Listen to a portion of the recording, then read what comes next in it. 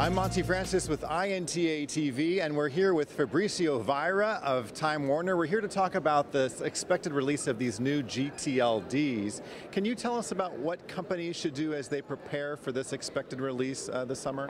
Sure. I think the most important thing really is to have the proper education for your upper management. I think that most people have been very concerned about the details of what's going on, and rightfully so as you lead up to a program launch. But at this point in the game, I think it's really important that you identify the proper teams within your company. This includes upper management both at the legal side, but also includes IT. It includes your strategy department, includes your finance department, includes your marketing department. They all need to know, and they all need to be able to weigh the different options and understand what's available to them, not just from a legal blocking perspective, but possibly from an opportunity side. I say that only because this isn't going to be right for all companies. I would actually suspect it may not be right for a lot of companies. But like everything, I think that proper evaluation needs to occur, and it may be right for some. So it's not just a legal concern, it actually is a business concern. Now, ICANN is expected to begin this process in June. What do you think the chances are that that will actually happen? That's the million-dollar question, right? If you ask people what's going to happen, there's, I think, a couple of possibilities. They could do a couple of tweaks now and launch in June, and just disregard what government advisory committees said, what Congress recently asked, what brand owners have been asking. They could make actual tweaks, substantive tweaks, and address the larger issues that have been raised by INTA and its members, Congress, Government Advisory Committee. Or they could actually decide that, hey, listen, we need more time to actually address these issues. I think our preference would be, as brand owners, as part of the internet community, that they do take their time. This is an important issue, and it's important because, again, this isn't just a trademark issue. Obviously, that's what we've been concerned about and what we focus on in our day-to-day jobs. But what's really important is this affects the entire internet community. And it affects, from a brand side, not just our business, but our consumers. So I think it's important they get it right. This isn't about selling TLDs. This is about changing how we operate on the internet. And what is INTA doing to raise concerns about this issue? Well, I think they've hit it properly from many, many different aspects.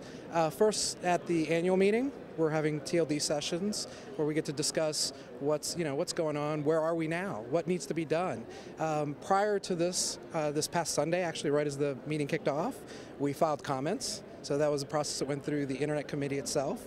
The Intercommittee, prior to the session, had put out some educational pieces in the INTA bulletin, and we are now, as of yesterday, and this is very important, we're actually going to put together some webinars, we think, where the folks who have been working on these comments constantly, I mean, we're on version 6 of just the draft applicant guidebook. We've put together probably 20 comments in the past year. Those people who are the closest to it are actually going to educate and go out and talk to the entire membership.